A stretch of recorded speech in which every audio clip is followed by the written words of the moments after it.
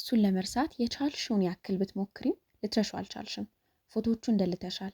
ቴሌግራሙን፣ ቲክቶኩን፣ ኢንስታግራም ወይም ፌስቡኩን ቼክ ማድረግ አቁመሻል። ለራስሽም ከሱ የተሻለ ሰው ይገባኛል ብለሽ አምነሻል። ግን ድንገት ከሌሊቱ 8 ሰዓት እያሰብሽው ነው። ተመልሳችሁ አብራችሁ መሆን እንደማትችሉ እኮ ታስቢያለሽ። ሰላምሽንም ፈልገሻል፣ ግን ልትረሺው አልቻልሽም። ይሄ ስሜት እየተሰማሽ ከሆነ ይሄ ቪዲዮ ጭንቅላትሽ ለምን ሊረሳው እንዳልቻለ በትክክል ያስረዳሻል። በቪዲዮ መጨረሻ ውስጥሽ ምን እያሰበ እንዳለ በትክክል ትረጃለሽ። ምክንያቱም ይሄ የሚፈጠረው ከፍቅር በላይ ጥልቅ በሆነ ስሜት ምክንያት ነው። ይህ የፍቅር ክሊኒክ ነው። ስለተለያዩ የፍቅር ጉዳዮች የምንወያይበት ቻናል ነው። እንደዚህ አይነት ቪዲዮዎች እንዲደርሳችሁ ቻናሉን ሰብስክራይብ በማድረግ ጀምሩ። ምክንያቶቹን ለማወቅ በጣም ጓግተሽ ይሆናል። እናም ዛሬ በዚህ ቪዲዮ በፍጹም ልትረሺ ያልቻልሽበትን 10 ምክንያቶች ትረጃለሽ። የመጀመሪያው ልብሽ ሳይሆን ጭንቅላትሽ ከሱ ሱስ ይዞታል። ፍቅር ሲይዘን ልክ ከሌላ ሱሶች ለምሳሌ እንደ ጫት፣ ሲጋራ የመሳሰሉት አይነት ስንወስድ ጭንቅላታችን ውስጥ የሚመነጩ ኬሚካሎች አሉ። እነሱም ኬሚካሎች ከፍቅር ይመነጫሉ። ልብ ፍቅሩ እና ናፍቆቱ እንዲከብደን እያደረገ ያለ ቢመስለንም ጭንቅላታችን ነው ዋናውን ስራ እየሰራ ያለው። ፍቅር ተመሳሳይ የጭንቅላት ኬሚካሎችን እንዲመረቱ ያደርጋል።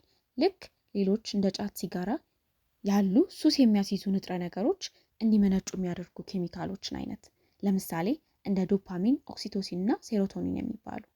ልክ እሱ ትኩረት ሲሰጥሽ ጭንቅላትሽ እነዚህን ኬሚካሎች ያመነጫል እና ልክ ሲሄድ ኬሚካሎቹ ጭንቅላትሽ ውስጥ አይኖሩም። ይሄ እሱን እንደናፈቅሽ እንዲሰማሽ ያደርግሻል። ጭንቅላትሽ ያንን ስሜት ይፈልገዋል። የምታስታውሹ ደግሞ ከሱ ጋር የነበረሽን ጥሩ ጊዜዎች ነው። የተጣላችሁት በመጥፎ ነገሮች ቢሆንም የምታስታውሹ ግን ጥሩነቱን፣ ጥሩ ነገሮቹን ነው። ይሄ እንድታስብ የሚያደርግሽ ጭንቅላትሽ ውስጥ ያለው ኬሚካል ወይም ደግሞ የተፈጠረው ሱስ ነው። የሱሱ ሰዓት ደርሷል። ጭንቅላትሽ ሱሱን ይፈልጋል። ስለዚህ በጣም እየናፈቀሽ ነው።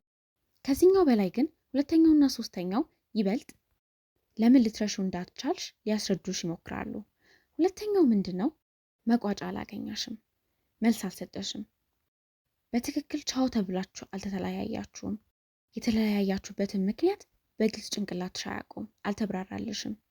ጭንቅላታችን በተፈጥሮ ያልተጨረሱ ታሪኮችን አይወድም። ስለዚህ ደጋግሞ እነዚህን ትዝታዎች ሊያስታውስሽ ይሞክራል። የተፈጠረውን ነገር በራሱ ለማስተካከል ነው ጭንቅላትሽ እየሞከረ ያለው። ምክንያቱም ያላለቀ ታሪክ አይወድም። አንቺ ደግሞ እሱን በማሰብ እና እሱን በመናፈቅ ውስጥ ትጠመጃለሽ። ልትረሺውም በፍጹም አትችይም። ራስሽንም ለምን ልትረሺው እንዳልቻልሽ ደጋግመሽ ትጠይቂያለሽ። ሌላኛው በጣም ትልቅ ነገር ምንድን ነው?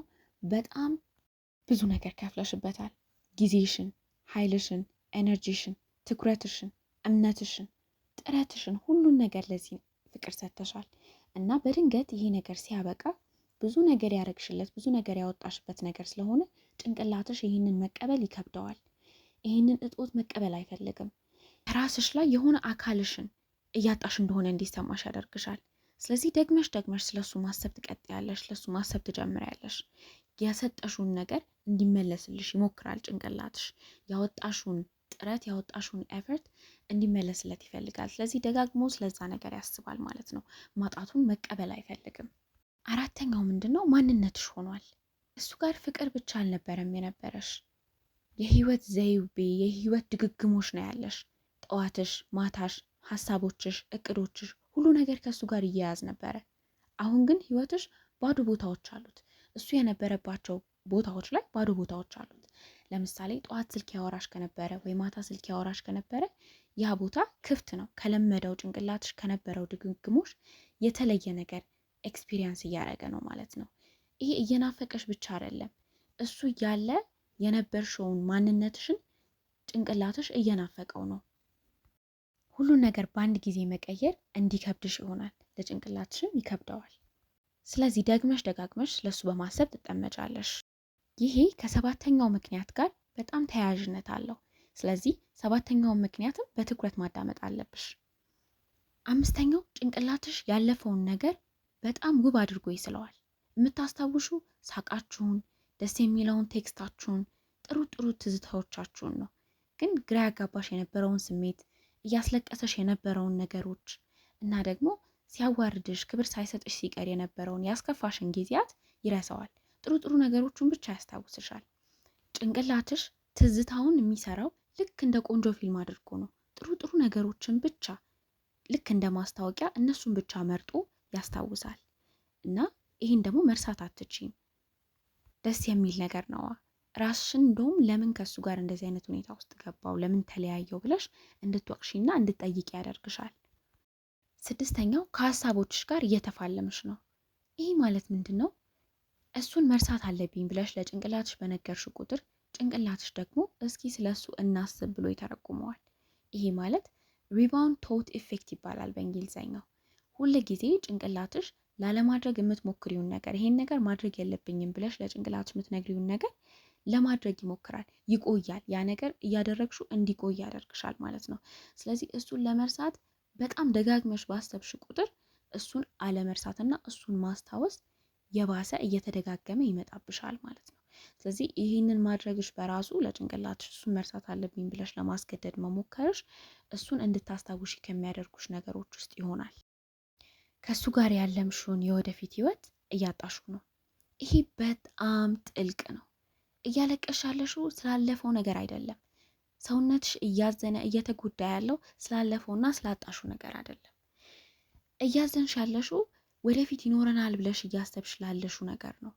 ወደፊት ይኖረናል ብለሽ ላቀድሹ ነገር ነው። ከሱ ጋር ላየሽው የወደፊት ህይወት ነው እያዘንሽ ያለሽው።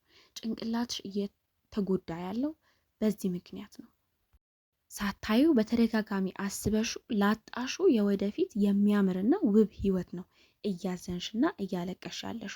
ልትረሹ ያልቻልሹ ደጋግመሽ የምታስታውሹ ፍቅራችሁ ቢቀጥል ኖሮ ምን ይሆን ነበር እያልሽ ደጋግመሽ የምታስቢው፣ ልትደውይለት ልታናግሪው የምትፈልጊው ራስሽን መቆጣጠር የሚያቅትሽ አንዱና ትልቁ ምክንያት ይሄ ነው። ከሁሉም ጥልቅ የሆነው ምክንያት ይሄ።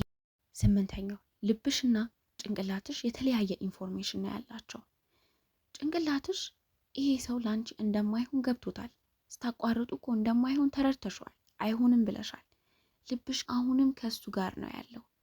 ልብ ቀስ ብሎ ነው የሚድነው። ጭንቅላት ግን ማገናዘብ ስለሚችል በስሜት እንደ ልብ በስሜት ስላልሆነ የሚመራው ቶሎ ይረዳና በቃ ይሄዳል ወደሚቀጥለው የህይወት መንገድ። ልብ ግን አሁንም ከዛ ሰው ጋር የተሳሰረ ሆኖ ይቆያል እና በስሜትና በማወቅ መካከል ግራ እየተጋባሽና እየተሰቃየሽ ትቆያለሽ ማለት ነው። ዘጠነኛው ትዝታዎች ሁሉም ቦታ አሉ።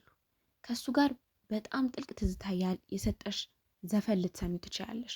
ከሱ ጋር ለመጀመሪያ ጊዜ ሄድሽበትን ቦታ ልትሄጂ ትችያለሽ፣ ወይ ስታልፊ ልታየው ትችያለሽ፣ ወይ ደግሞ ማታ ማታ የሚደዋወሉበት ሰዓት አለ። እነዚህ ነገሮች ሁሉም ያስታውሱሻል እሱን። ምክንያቱም ጭንቅላትሽ ከነዚህ ጊዜዎች ጋር ተሳስሯል፣ የተሳሰረ ነው። ከሱ ጋር ያሳለፍሽውን ነገር የሚያስታውስሽ ዓለም ላይ እየኖርሽ ነው። ስለዛ ያ ነገር እንድትረሹ አይፈቅድልሽም። እሱን መርሳት ከባድ እንዲሆንብሽ ያደርግሻል። አስረኛው አዲስ ነገር አልጀመርሽም። አዲስ ፍቅር አልጀመርሽም። አዲስ ስራ አልጀመርሽም፣ ወይ ደግሞ አዲስ ትምህርት አልጀመርሽም። ከሱ ጋር የነበረውን ነገር እሱ ሲሄድ ትቶ የሄደውን ባዶ ቦታ በህይወትሽ የሚሞላ ነገር የለም። ስለዚህ ጭንቅላትሽ ባዶ ቦታ እስካለው ድረስ ሁል ጊዜ ያንን የሚሞላው በትዝታ ነው። ለዚህ ነው ሁሌም አዳዲስ ነገሮች በህይወትሽ ማድረግ ስትጀምሪ የኋላው እየተረሳ የሚመጣው ማለት ነው። ስለዚህ እርሱን መርሳት ካቃተሽ አሁንም ትወጂዋለሽ ማለት ላይሆን ይችላል። ይሄ ማለት ካሳለፍሽ የፍቅር ግንኙነት እያገገምሽ፣ ጭንቅላትሽ ደግሞ ካጣሽው ነገር አንቺን ሊጠብቅሽ እየሞከረ ነው። ማወቅ ያለብሽ እውነት ግን አንድ ቀን ትነቂና ስለሱ ማሰብ እንዳቆምሽ ታውቂያለሽ። ይሄ ቪዲዮ ውስጥሽ ያለውን ስሜት ከገለጸልሽ ቪዲዮውን ላይክ አድርጊው። ለምትወዱ ሰዎች ሼር፣ ተመሳሳይ ቪዲዮዎች እንዲደርሳችሁ ሰብስክራይብ አድርጉ። በቀጣይ ደግሞ እሱን ለመርሳት ማድረግ ያለብሽን ነገሮች የሚነግርሽን ቪዲዮ እንለቃለን። ሰብስክራይብ በማድረግ ቤተሰብ ይሁኑ።